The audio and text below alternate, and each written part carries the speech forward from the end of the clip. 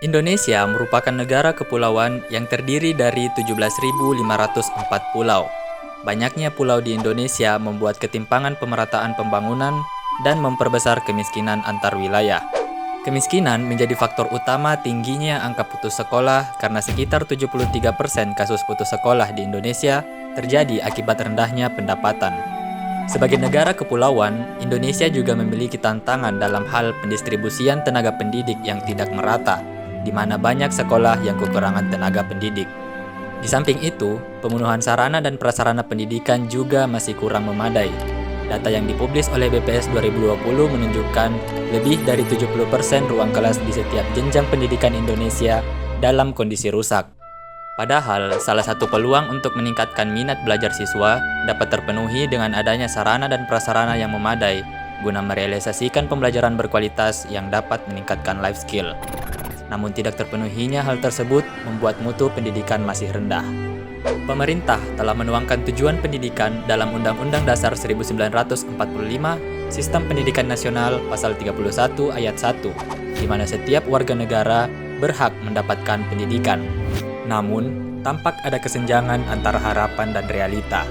Data PISA 2018 mengatakan bahwa Indonesia menempati urutan ke-6 terbawah dari 77 negara.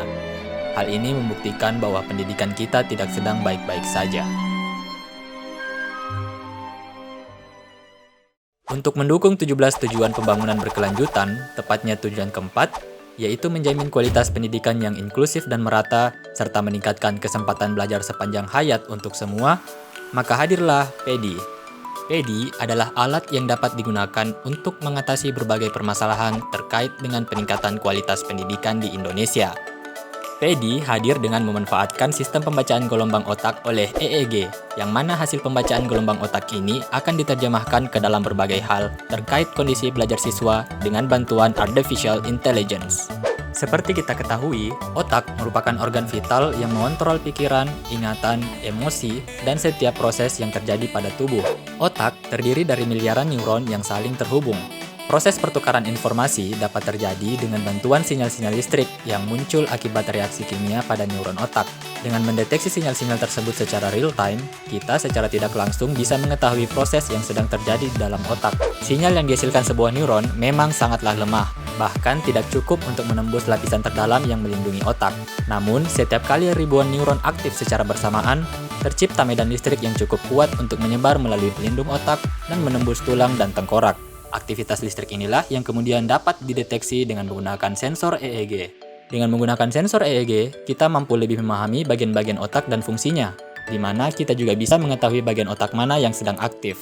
Selain itu, dengan EEG, kita bisa mengetahui frekuensi yang muncul di setiap aktivitas otak. Pola frekuensi yang dihasilkan akan berbeda tergantung keadaan otak saat itu, seperti gelombang delta, gelombang theta, gelombang alfa, gelombang beta, maupun gelombang gamma. Gelombang-gelombang tersebut dapat dengan mudah dideteksi menggunakan sensor EEG.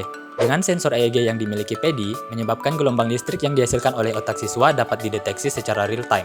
Setelah terdeteksi, PEDI mengirimkan gelombang tersebut ke sistem database. Sistem database dari PEDI dilengkapi dengan teknologi AI yang secara otomatis akan menganalisis gelombang otak yang diterima. Hasil analisis gelombang otak siswa diterjemahkan ke dalam gaya belajar, tingkat konsentrasi, kemampuan siswa, dan kepribadian. Selanjutnya, hasil terjemahan gelombang otak akan dikirim ke smartphone guru. Dengan demikian, guru menjadi lebih terbantu dalam menentukan model ataupun metode pembelajaran yang cocok digunakan, sehingga dalam proses pembelajaran menjadi lebih menarik. Tidak hanya itu, ketika tingkat konsentrasi siswa menurun, guru akan menerima peringatan berupa notifikasi, sehingga guru bisa langsung memberikan treatment yang sesuai dengan kondisi siswa. PEDI dapat digunakan oleh semua siswa, termasuk anak berkebutuhan khusus, seperti tunagrahita, tunanetra, tunarungu, tunawicara, tunalaras, tunadaksa, autisme, berkesulitan belajar, dan lamban belajar. Penggunaan PEDI akan mampu memfasilitasi siswa sesuai dengan karakteristik, gaya belajar, kemampuan, dan kepribadian masing-masing siswa.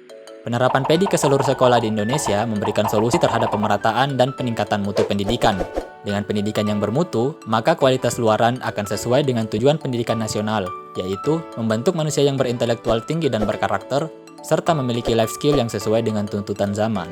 Siswa yang memiliki kecakapan hidup adalah mereka yang memiliki kecakapan personal, kecakapan sosial, kecakapan intelektual, dan kecakapan vokasional untuk bekerja atau usaha mandiri. Mereka mampu menciptakan lapangan kerja seluas-luasnya, berpikir kreatif dan inovatif, sehingga tingkat kemiskinan di Indonesia menuju ke angka nol.